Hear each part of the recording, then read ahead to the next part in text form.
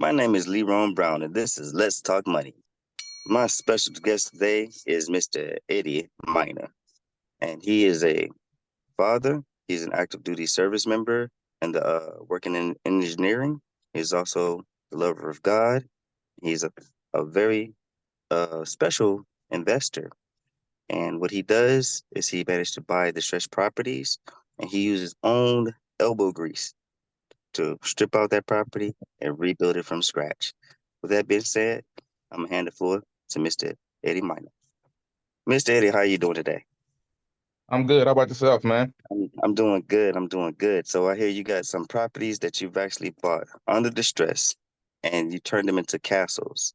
Like, what made you start doing stuff like that? For the most part, I have my family has I got a few family members that have a history in flipping properties. So I initially got into it just because I found myself in a good position to, kind of have a little wiggle room to play around a little bit. And so my biggest issue was taking that risk. You're going to put a lot of money into it and not knowing, like I imagine most people get, you're not knowing is this going to be successful? Can I actually get through this doing it myself? So I figured, let me go find something that, closer to my comfort zone. It's from my hometown. And it was a property that I was already familiar with. So I figured it'd be something to take a good risk because I know everything about it already. Like I said, small town, really cheap. So I started out looking for REO properties, just something that, I knew banks aren't meant to hold properties. So once it went through the phase of the auction and the banks took it back, I knew I can get it. If I waited long enough, I can get it for a very low price. So that's how I initially put my foot in the door.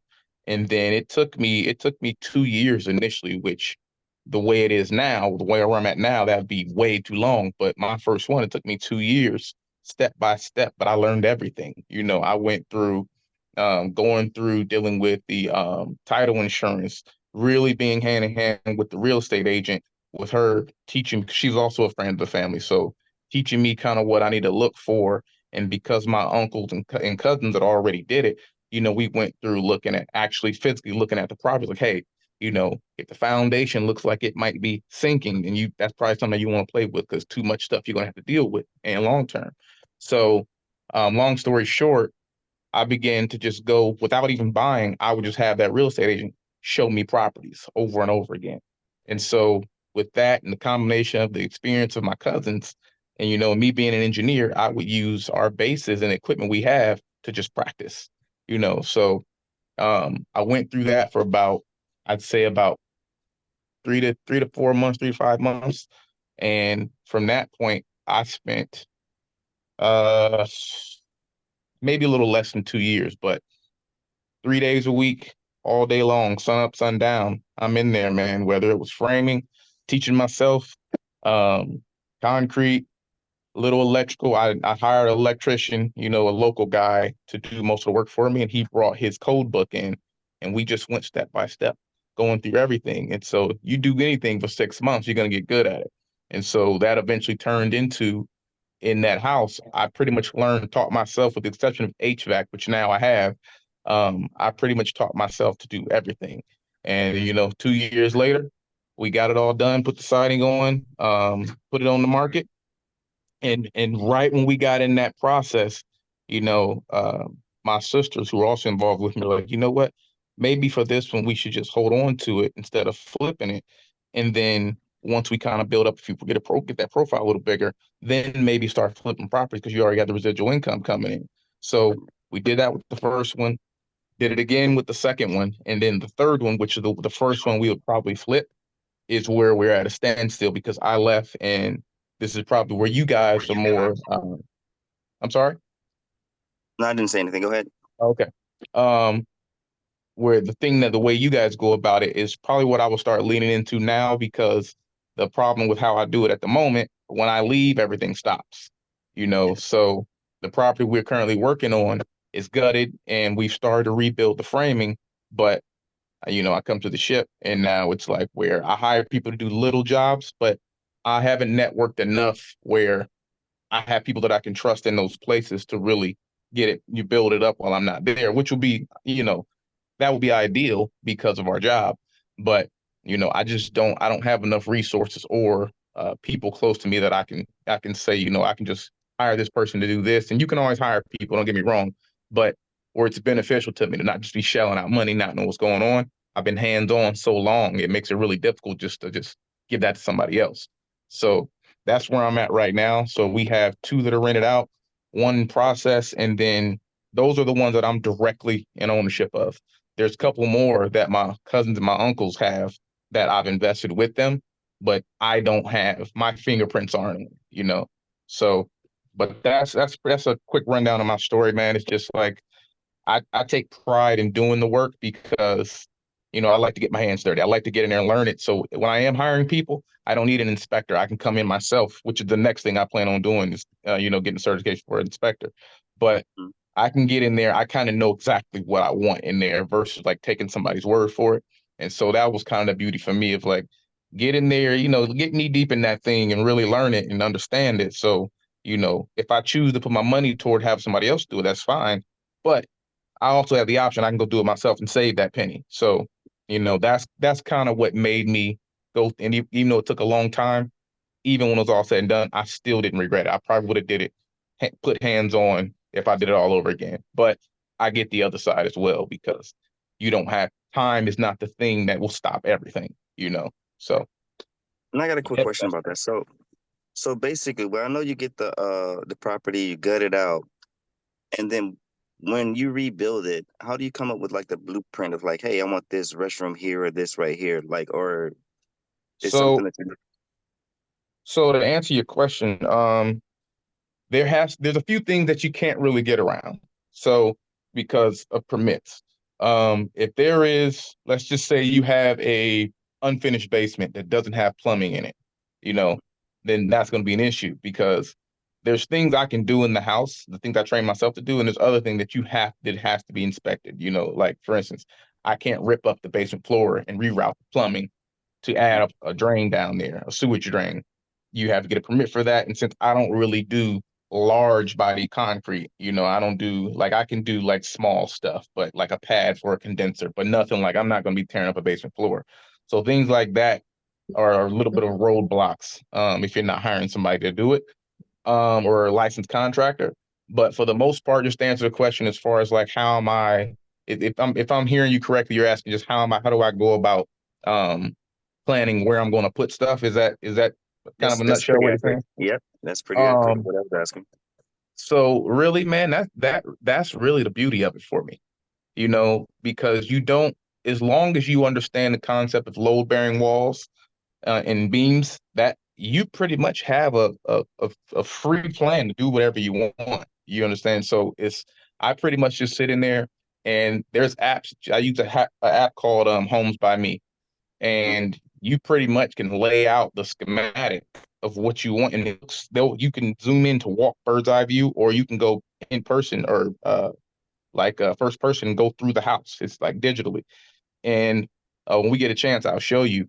But Mhm. so what I would always do is I would play with that app and structure the house how I want it, and then go into it through the app and see what I think about it. And if I like it, I'll go to Home Depot. My routine's always the same. I go to Home Depot in the morning, 6:30 in the morning. I spend about an hour, half of it, floating as you do in Home Depot when you like to do construction work. That's right. Um, but get the supplies I need. And my mindset was always, if I'm there by after 9, it's too late because I need to start my day. So then I get to the house and I get to work. And at the end of the day, if I like it, I keep it. If I don't, I'll knock it down. I'll do it again. And it turned into routine, man. So it wasn't really hard work, even though it took me almost 2 years. It wasn't really hard work for me because I enjoyed that process so much. So, just to sit back, to stand in a room and know, I can kind of, everybody's like, I don't really like that bathroom there, or this room isn't big enough. And to have the mindset of that's not even a thought, because I'm always thinking, what do I want different? And I can do it today.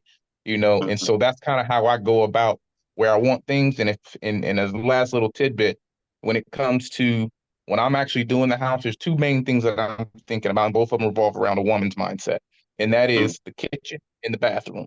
always. You Yes. know, because you can have a nice bedroom and the bathroom be terrible, you ain't get this. It's not selling.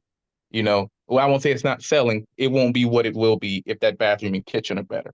And so I always use my wife to say, like, okay, you come in blind. I say, just, cover her eyes or just put a blindfold on or whatever case may be. I'm gonna put you in the middle of this room and you tell me what's the first thing come to your attention when you see it. And she does that. And if she don't like it, I change it. In Mm, that, so that's kind of my process. I'll use her, my sisters, whoever it may be, because I feel like that is the thing that, that appeal, that first impression you get, that's the thing that anybody, whoever it is, you bring a woman and that's what's gonna think. And just my personal opinion, I feel like a lot of these situations when you're dealing with families, and I usually deal with single family homes. So when you're dealing with families, the woman's going to pull most of that, whatever that anchor is going to make that be the purchase they're going to make or that rental property. That's usually where it's going to come from. So I base everything I do around that, the kitchen and the bathroom. And so that's kind of how I do that first, and then I steer everything else around that. So that's like that's kind of like my little blueprint of how I go about doing it. But I enjoy it, man. So it never feels like a job to me. It's you go in and you can get creative, and wherever that leads you, I just go. I don't really have a set to tell you. I do it like this and that's it. It's kind of like, it's fluid. It goes as I go. I go as it goes, right. man, and that's just what it is. Well, So, Eddie, I'm Rita Super. I'm sorry, y'all. I just got in. I finally got my video working. I had to reboot. Um, Welcome back. Thank you. So I'm a creative person too, and I like to change my house and change my colors. So can you imagine if I was in construction like you? Oh, You it takes a know, while. it takes a while, but I can't even imagine. I might come in and decide, "Oh, I want a different bathroom and just deconstruct the bathroom and build a new one." So I think I'm a little safer just changing colors and furniture. But that is a creative process and very lucrative too. Very good skill set. Huh. Okay. And the fact that you enjoy it, so Yeah. I would love to see your work. Do you have any picture? I have a lot. I'm kind of prepared now because I'm at a hotel right now. Um, Mhm. is there a way if I wanted to show you guys how would I upload it to this? you're gonna send it to us, and it's gonna be added to the it's gonna be added basically when Okay. we do the final screening. So when Okay. she asked that question, we'll do like a little cut so we can start, showing off what you're talking about. Okay. Okay. So yeah, it's gonna be added in there. Like the what you see behind me is the property we have, and that's the living room space right there. And what I like Hmm. about what we have is, and like she said, she's the decorator, so all that's her decorations, but it's also interchangeable, which basically means we can turn that into studio, we can turn it to whatever we want, a lounge, conference room, and we've Yeah. done it, and it is um, very enjoyable, very homesy when you get to that finished result. And what I Yes, it like is. about it is it just builds equity, Hmm. and it's also got that side appeal too. So if we wanted to say, hey, we're gonna put this on the market, maybe uh rent it out to another family member, they come in and just to display alone to start, making it feel Yeah. more cozy. Right And I now we're working on curb appeal. So, we're getting the outside building the fence on around the house. We got new roof. So and we're working on the landscaping. So it hmm can be more of a curb appeal. And that's what we got going on with that. So yeah, I do understand it, but I think that the uniqueness about what you have going on is the fact that you do it yourself. With me, I ain't that handy, so I hire. And Yeah. so being able to do that and going there with it, being that you have that skill traits, and what is your price range, when it comes to like buying certain properties, just to say, hey, I want this to purchase for around this price, and I know what kind of returns I want to get on my investment, like in the long run.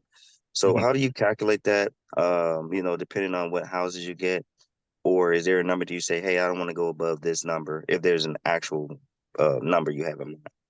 Okay. So a lot of this depends on the area that I work out of. So the area the original place, the place I started at was a little place called Lima, Ohio. Tiny Mhm. little place, cost of living's real low. And this might shock you guys, but I got the first two. I paid less than $30 for both of them. Sorry, $30,000 for both of them. So ranch style property, 2 bedrooms, 1 bath with the first one, 1,205 square feet, and I paid $10,000. That's it. And you know what's Don't we have a So crazy, right? railroad there? So Excuse me. I'm Don't we sorry. have a railroad in Lima, Ohio? It just I'm sorry. sounds so familiar. Railroad. I mean, Yes. isn't there a railroad? Because see, I retired from Norfolk Southern, so when you Yes. said Lima, I was thinking of Lima, There is. and for some reason I think we do have a railroad there. So yeah, so the money is there, definitely. So Okay. So and then I followed that up 2 months later and paid just under 13,000 for the second one. Hmm. And so, it's not hard to do. The second one was a HUD property, and so it wasn't really hard to get. And that may in bigger metro areas, that may sound crazy. Like there's no way, but I can pull up right now where there's a couple that I can find under $30,000.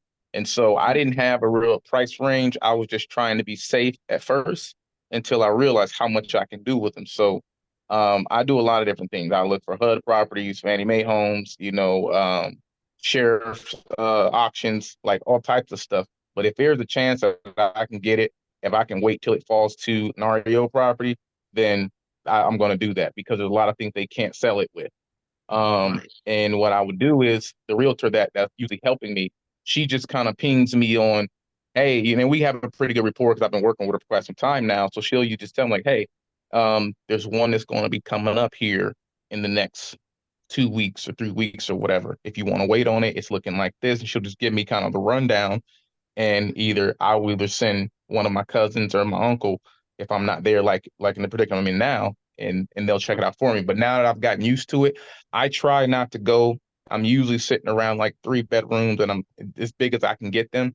But I try if it's just be by myself, I try not to spend over like $60,000. That's kind of like my just alone because I haven't, like I said, I haven't done a lot with networking with other people and mhm, to big investments. It's like when I'm dealing with my family members, I'll put 10,000 in here or 15,000 in here.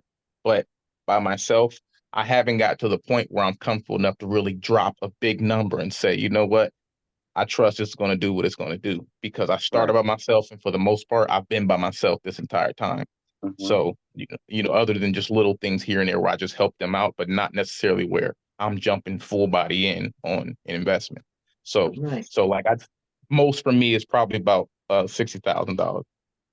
So are you That's buying a great. property where you're actually tearing the house down and rebuilding, or you're just, gutting it out? Because I'm in Sumter, South Carolina, and we have property Uh, here. Someone's like, $20,000, mhm. $15,000, but you're gonna have to go in and gut it. So you're really Yeah, buying it for the raw land.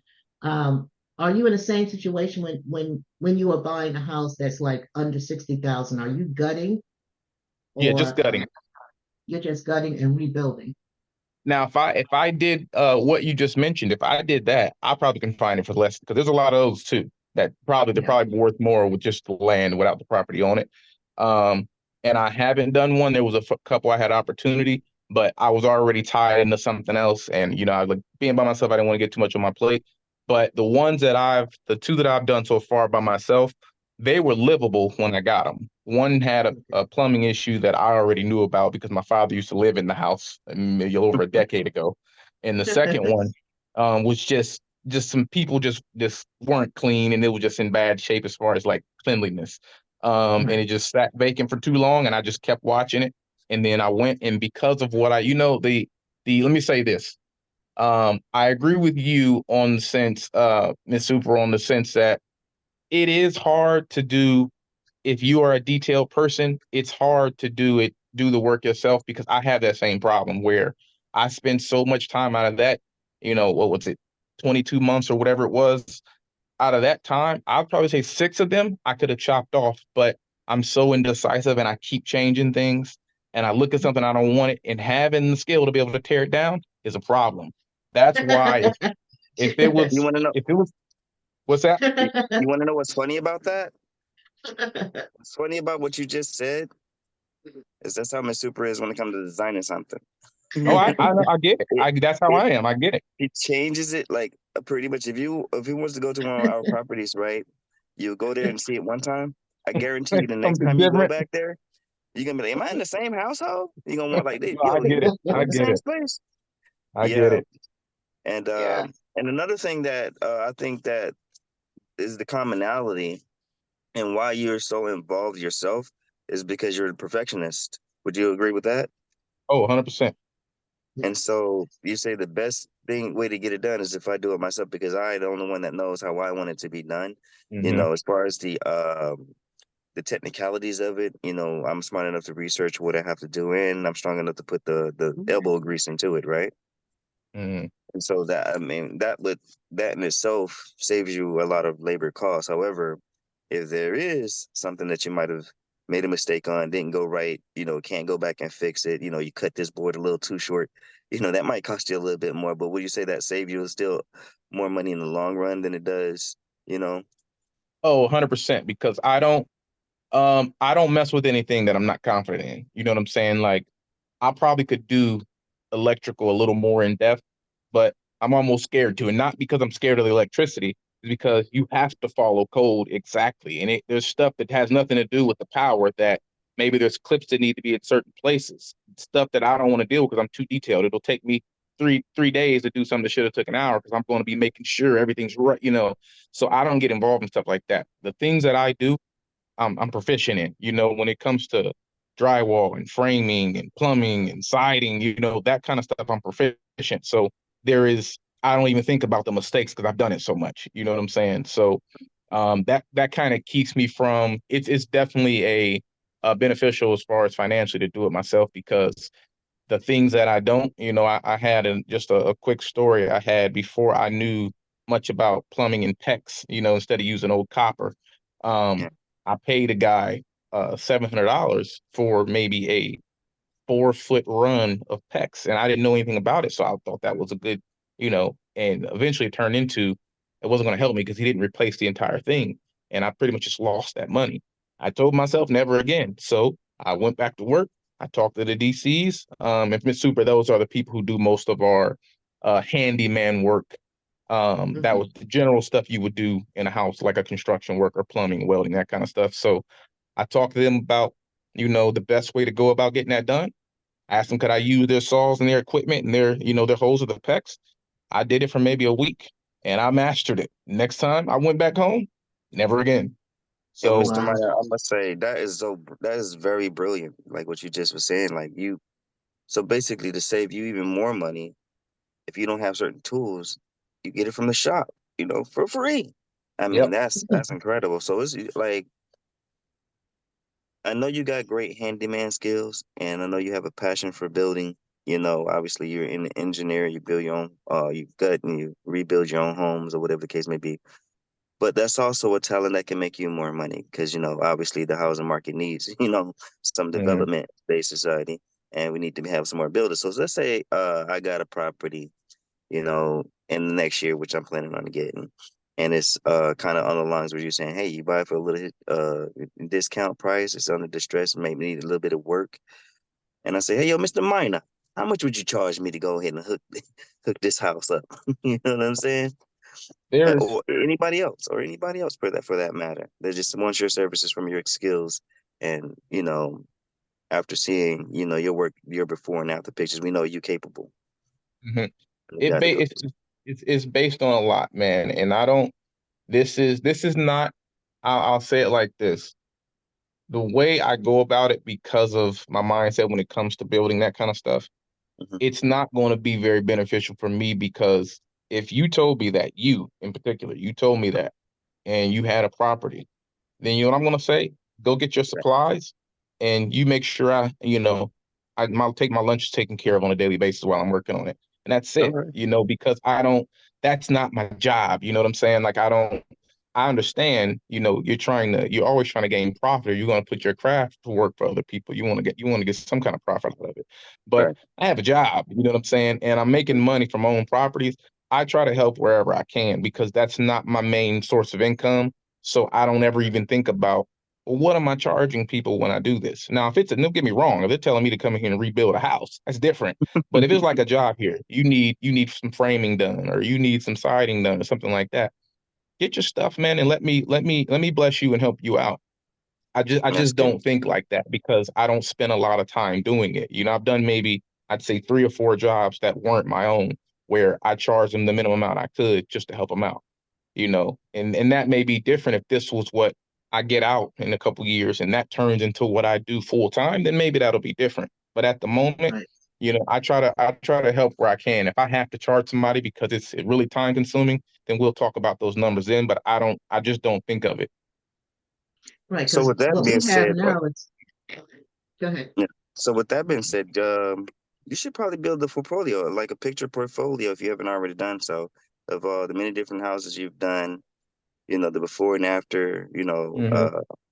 so that way, if it does come to that, because I know you do enjoy this, and I think people make the most doing the things they enjoy doing, because again, like you said before, it doesn't feel like work to you. It feels like, I'm in, Six Flags or something. You get that thrill from it.